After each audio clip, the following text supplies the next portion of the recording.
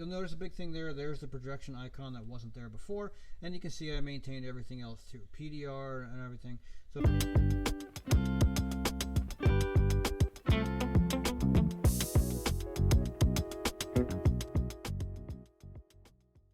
you want to add Android Auto or Apple CarPlay to your car that wasn't factory equipped, there is a way to do it.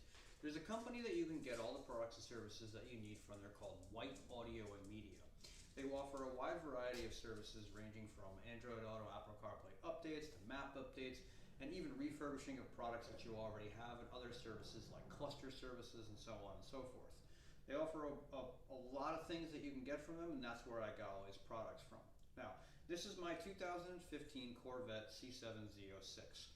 2015, they did not come factory with Android Auto and Apple CarPlay, so I wanted to add it. I went ahead and I got this car because I recently got rid of my C8.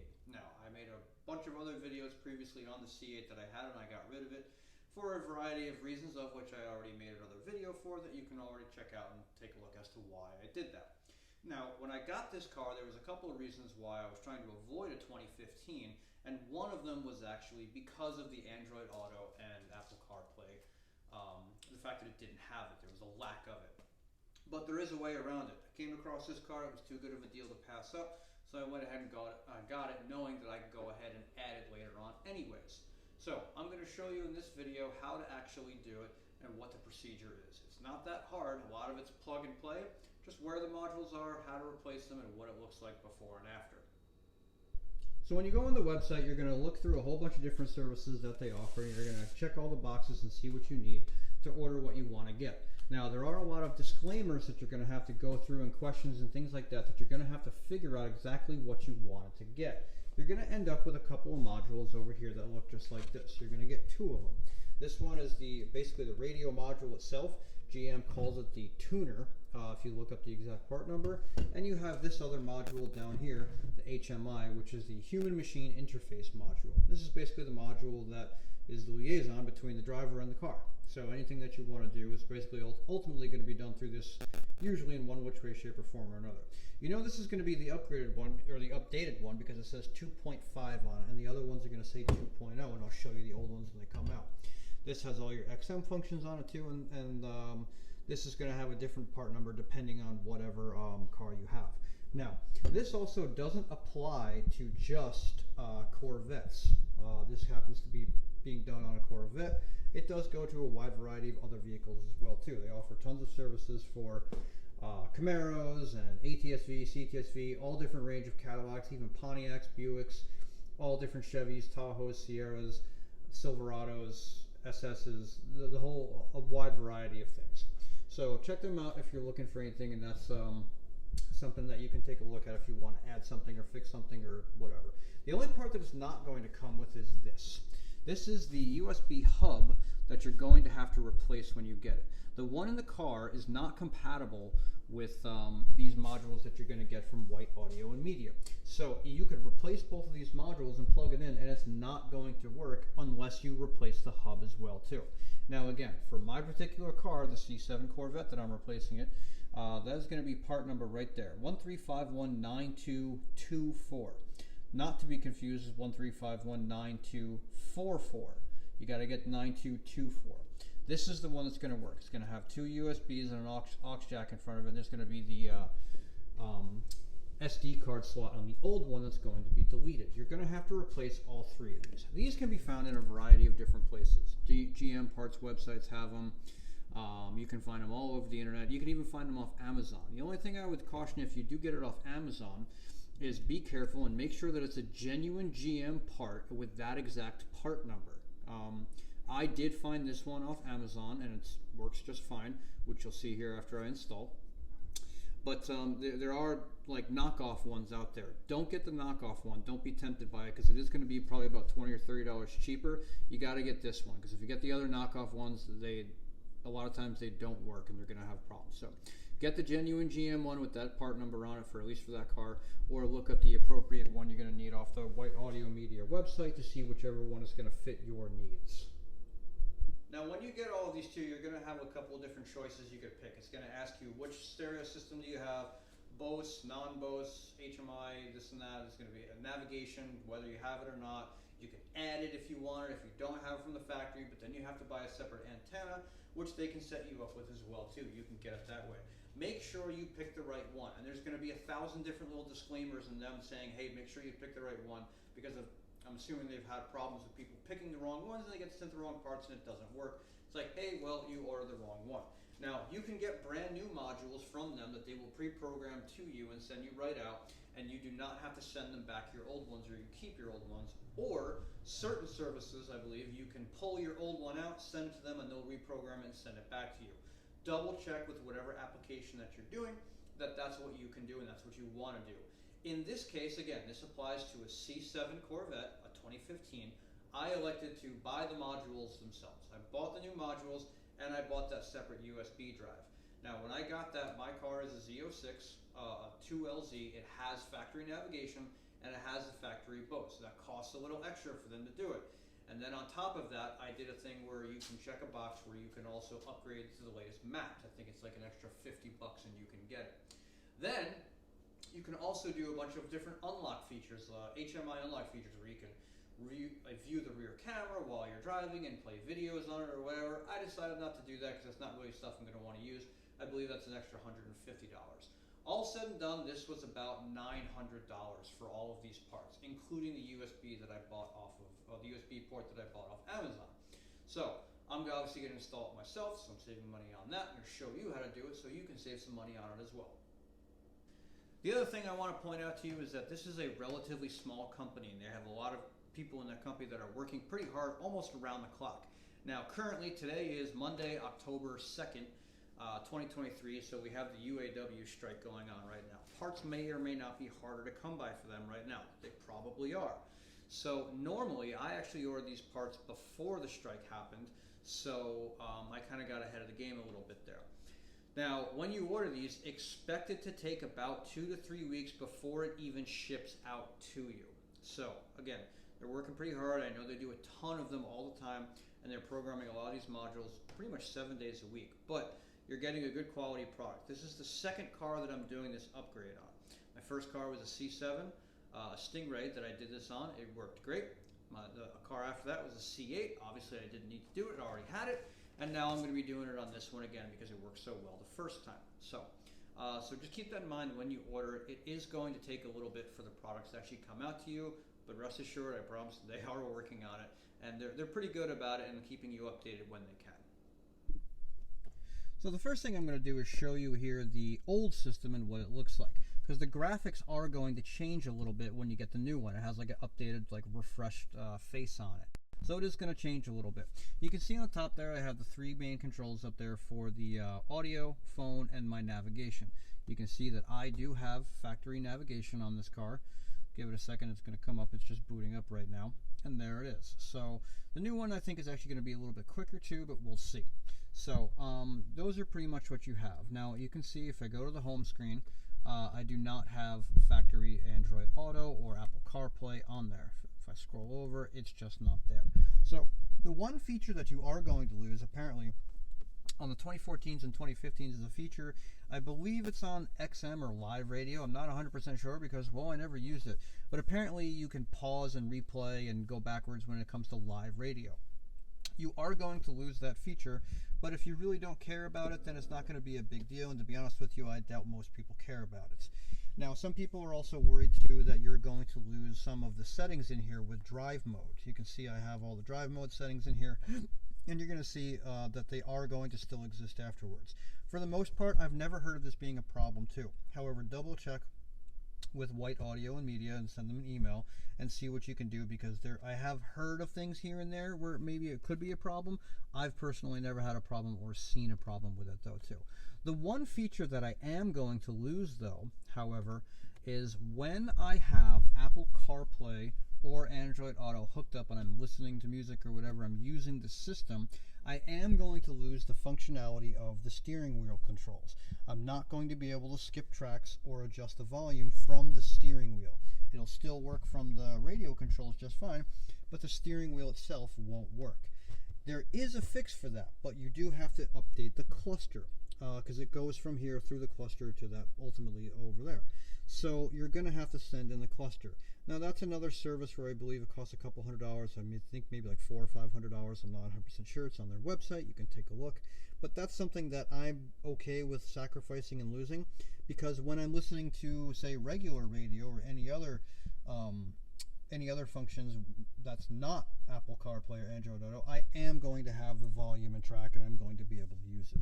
It's not that big of a deal for me to lose the steering wheel control, so just go and click it right there. It's not that big of a deal. Maybe one day I'll get the cluster upgrade as well too, but not a huge deal. But this is what it's going to look like beforehand, and then I'll show you the afterwards also too. So the location of these modules too that we're going to change is going to be the HMI module, which is down in the footwell down here, in the driver's side footwell, and then that radio tuner module, which is behind the footwell in there. I'm going to pull that up as well, and also the USB port, which is down here, right there. That pretty pops in and out, and then the rest of the ones are pretty easy to pop in and out too, but I'm going to show you how to do them. I'm going to get started. So, just like any other thing that you do, repair, maintenance, whatever that you do to any car, and it involves something electrical, the first thing you're going to want to do, obviously, is disconnect the battery. The battery is located back here in the trunk, in the passenger side corner, which most people already notice at this point.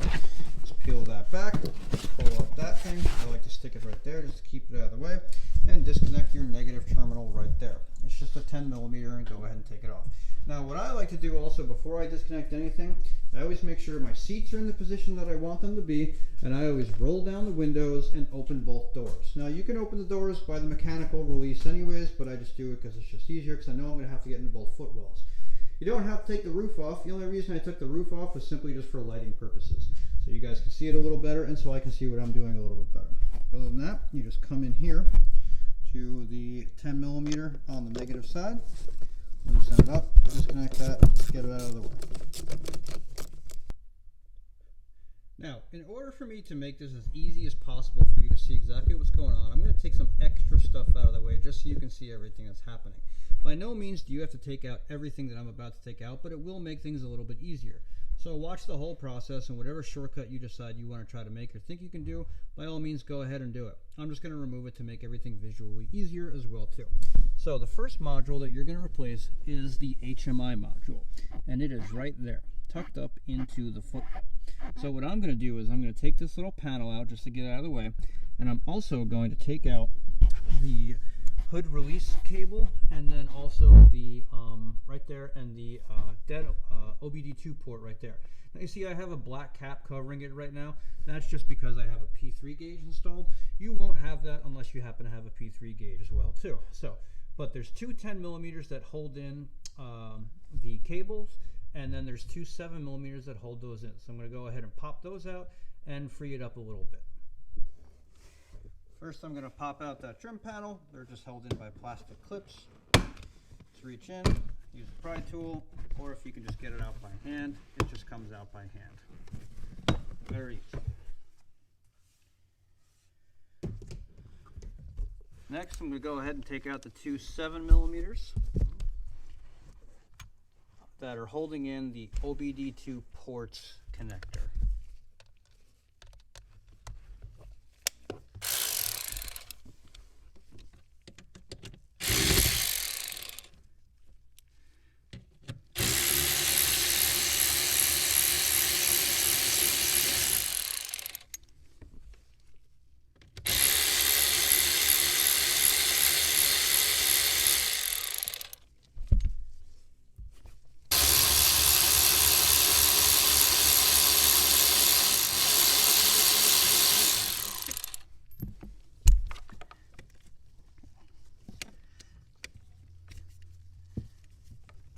There's a little clip that holds it in right here, and I'm just going to pop that out as well.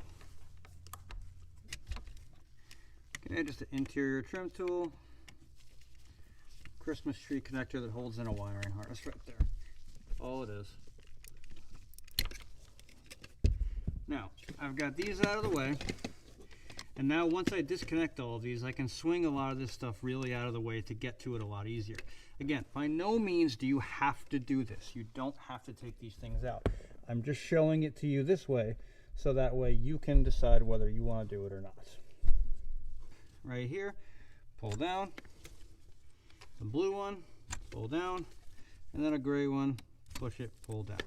And you also have a little cable right here. It's a big blue cable. And there's going to be a clip on the side. And again, you just press it, and it'll pull right down. Okay, this little blue cable right here on the end, this one's going to give you the hardest time. The best trick you can do is take a little tiny flathead screwdriver, stick it in between that little gap right there. And once it's in that gap, take the screwdriver and pry it that way, like tilt it in like that. Once you do that, it's going to relieve the clip pressure on the bottom, and then grab it and pull it straight down. That one's going to give you the hardest time for sure. Now that you have all this stuff unplugged and pretty much out of the way, now you're going to go ahead and reach in on the sides to where these tabs are. There's one right here and there's one right here. Push them back and the module will just slide right down.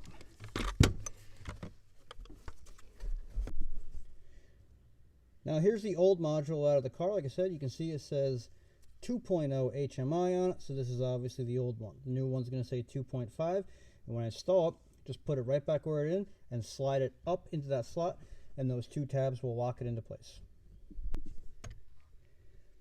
Okay, here's the new one, going right in. Get all the wires out of the way.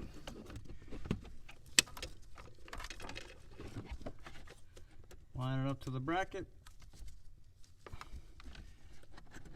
Push up. And it clicks right in, just like that. And then from there, just reconnect all the cables.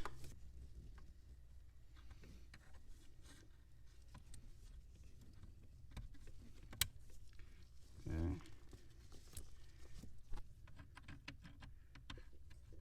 Big one.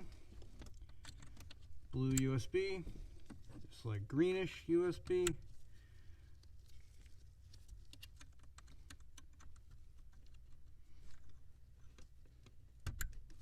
And then the black connector on the end. Push that Christmas tree back in.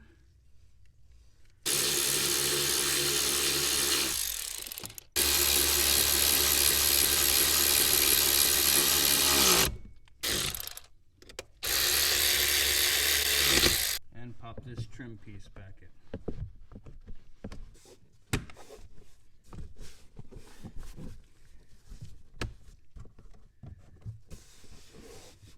And that's it for over here. Now we go to the other side. Now the driver's side is actually the harder, or the easier of the two sides, if you ask me. This is actually going to give you a lot more trouble than you think, but you're going to have to fight it a little bit just because of the carpet, but it's not that big of a deal. Remove the floor mat. Simple enough. Okay. Floor mat's out. Now I'm also going to remove this trim piece, just like how I removed this on the other side.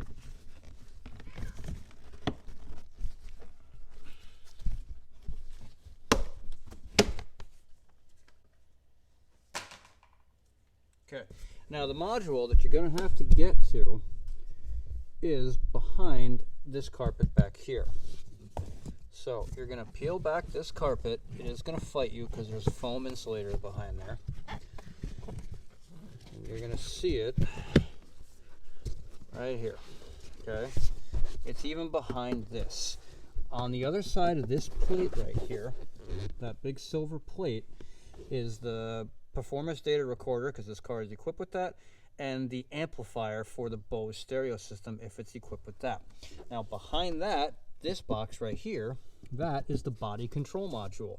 The tuner module that you're replacing is behind that. So we're going to get this out of the way first, so I'm going to show you a little better.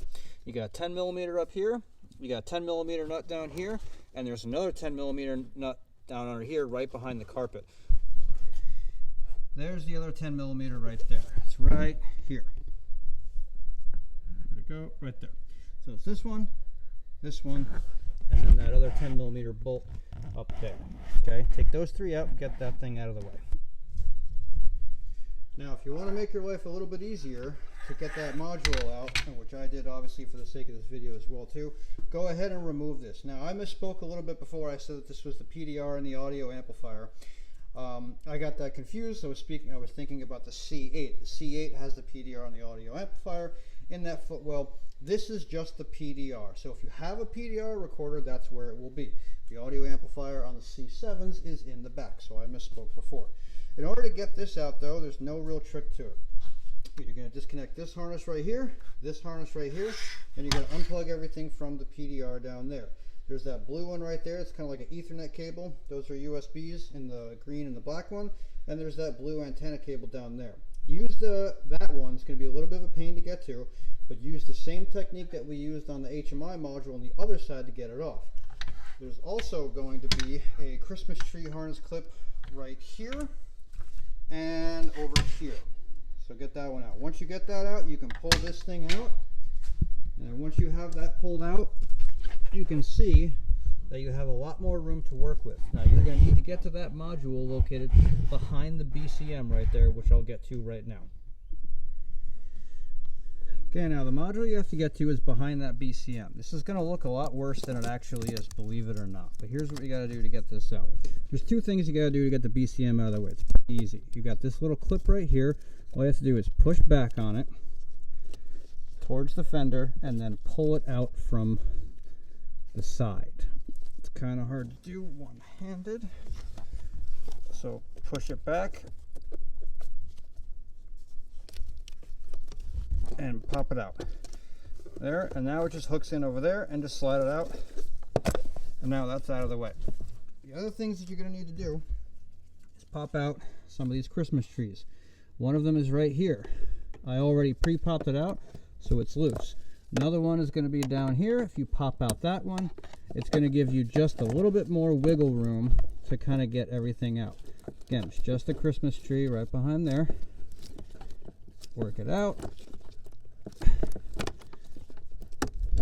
And that's it. Now, this is going to be able to flop out of the way and you're going to be able to wiggle it a lot more. The module itself is this one behind here. You can kind of see the barcodes. If you reach behind the battery cable right here, and I kind of move it a little bit, and I touch it, you can kind of see it moving a little bit. There it goes.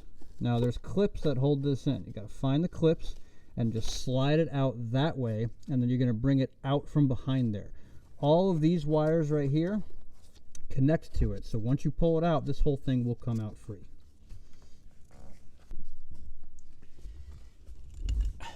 Now, two more things I did. There's another Christmas tree connector up here, just pop that out, and there's an airbag, bright yellow, Christmas tree connector down here that goes in right there. Pop that out. Once you have that out, you're really going to be able to get some wiggle room. Now, at this point, this whole under space right here is free. You're going to go in here where the barcode is, go straight down and reach behind it. You're going to feel like a little bit of a hook. That's how the module sits into it. So, once you do that, try to grab that hook, pull it down, and then push the module from the bottom. Then it'll pop out. Then slide it down from the top, and now it's free. Once it's free from that, move the BCM out of the way, pull this a little bit forward, and pull it out from behind, because now you have that ability. Just be careful of these wires back here. Make sure they don't get snagged on anything and it gets held up at all.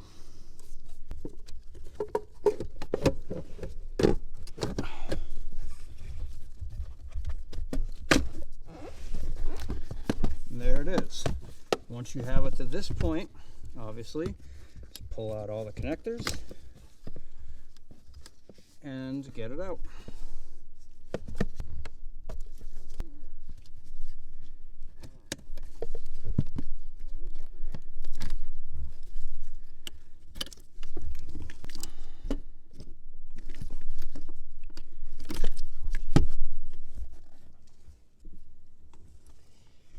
Now, in order to get it back in, just put everything in the reverse order, okay? Now, the only other thing I will say is with these wires that were here, just be careful and inspect it. Now, this right here, one of these wires had like a little bit of glue or adhesive or something, and it was getting caught on it right here. It was kind of snagging it up. I had to gently remove it, and I just took a look at all the wires just to make sure they're all okay, and it looks like they all are. I don't see any damage. So if that happens to you, just be wary. Also note right here, this silver lining, the silver piece right here, the kill mat that I have, ignore that because you are not going to have that unless you put it down in your car. So if you open it up and you don't see that in your car, not a big deal. It's not supposed to be there. It's not there from the factory. I installed it myself. Now, again, just put everything back in the reverse order. Same thing. That white one, black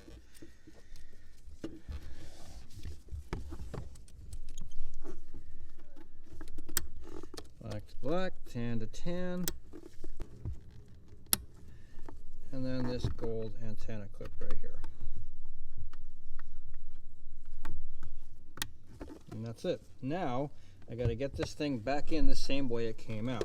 Now just take a look and make sure that you don't have anything extra, that you're not missing anything else, and then you're just going to install it the same way that it came out. Okay, now I'm going to swing it back in. Now remember, it's got to go in like this. This sticker is going to face out towards you, so we got to kind of come around the harness here a little bit. Tuck that out of the way. And swing it in from the back. Pull that up and out of the way.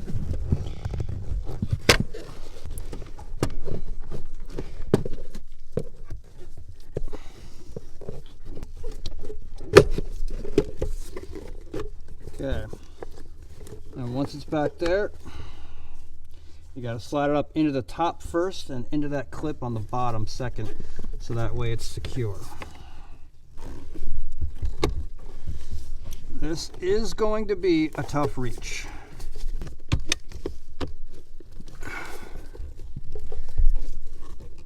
Then once you have it in there, just reinstall all of your Christmas tree clips and work backwards. Now once you have that back in place, you can see I already went ahead and reinstalled everything, but there's nothing really too crazy here to reinstall everything. All you're going to do is pop that little wire loom Christmas tree connector in place, that one as well. This one down here for the airbag. If you pop this one out, put that one back in as well also. The BCM, to put that back in, there's no real trick. You're just going to go in from this side, slide it into this hook first, and then close it like a door going in. You may have to pull back on this clip a little bit to get it to fit into place. It's going to be a little bit of a surprising pain in the butt.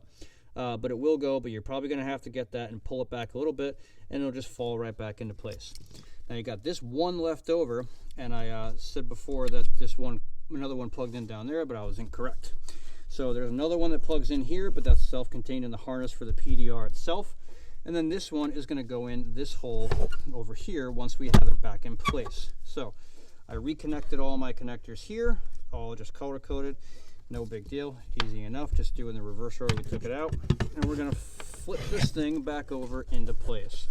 Now just be a little careful as you maneuver this, because you don't want to scratch up your glove box or anything as you're doing it. It is a little bit oddly shaped, so you are going to have to play around with it until you get it to finally cooperate with you to go in. But just wiggle it a little bit and you will eventually get it.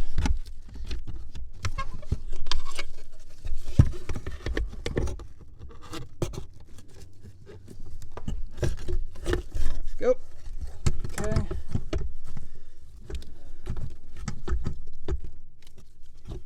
Like I said, you got that one connector in here. Don't forget to grab that one, or the Christmas tree, excuse me. Pop that in. Line up your stud down there. Your stud down there. When you put this into, just be sure you're not pinching any wires as you put it down. Okay. Obviously, you don't want anything chafing and causing any problems. So now, once you have this down, this is all good down here. I'm not hitting anything. I'm not hitting anything down here, here, here, or here. And now I'm in place, and I can put back my 10mm bolt that goes up there and my two 10mm nuts that go down here.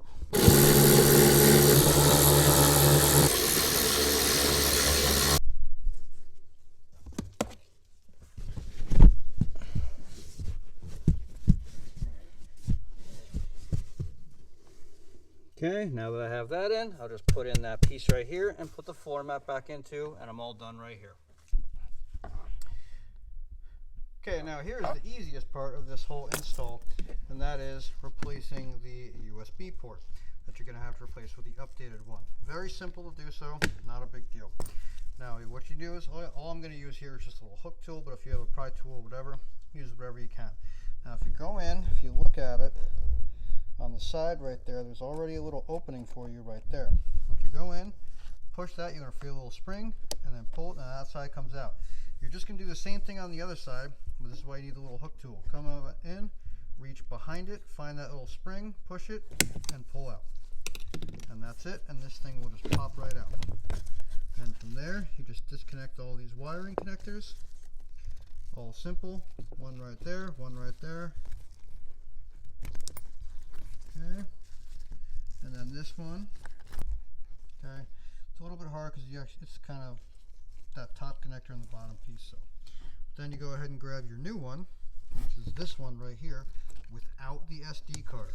The one with the SD card, this slot right here, that's your old one. So get rid of that one, and then here's your new one, and then just plug that in the same way.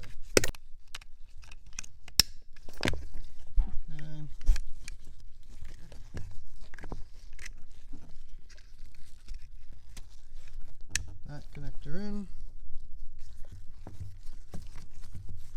and then just plug that back in there, and there it is. And then whatever cord you're using to plug in your phone, what you're going to do is plug it into either one of the USB ports, doesn't matter which one, and you'll be good to go. And then of course, reconnect your battery.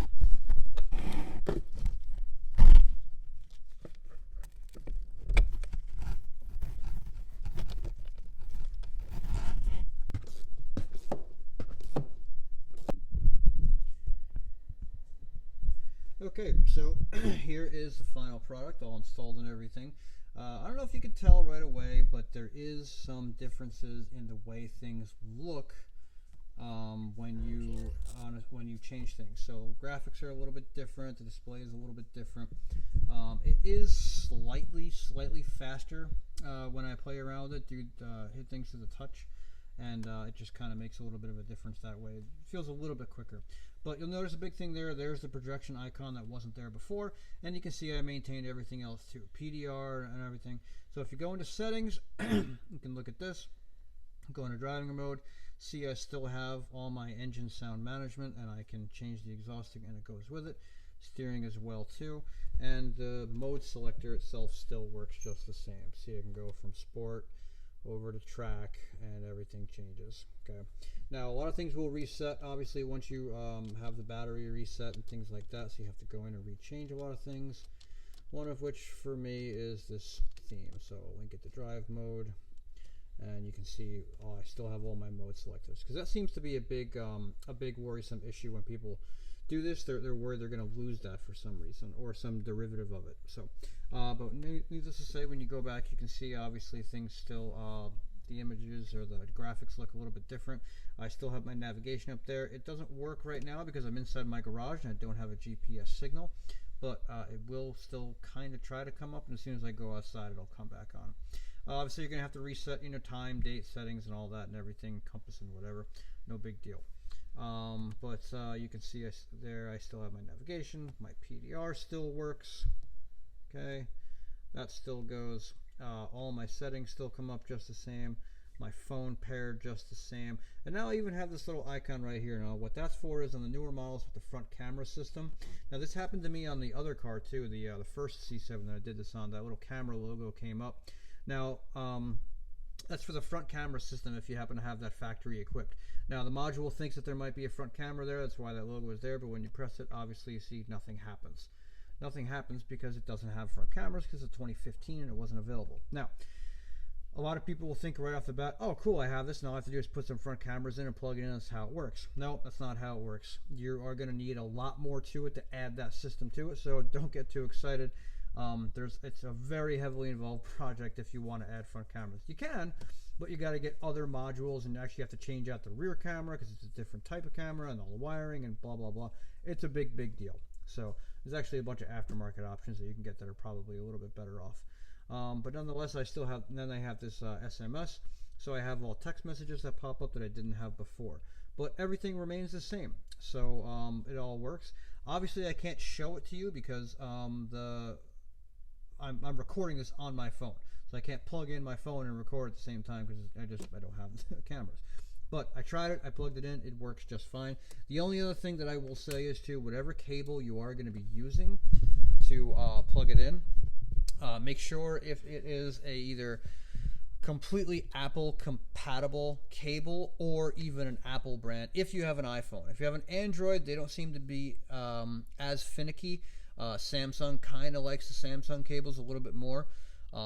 But Apple is definitely very finicky about that type of thing. They want you to use their cables, their brands. So just make sure you have the right cable, because if you don't, it can do all kinds of weird buggy things. It'll just randomly disconnect on its own and just all this weird stuff. So if you're having any problems with it, double check your cable, make sure you have the correct cable, and then take it from there. But other than that, that was pretty much the whole install. This should be able to help you to the point where you can install it yourself, maybe save a bit of money, go online. I'll link everything down below. And if anything else, I hope this helps. Good luck.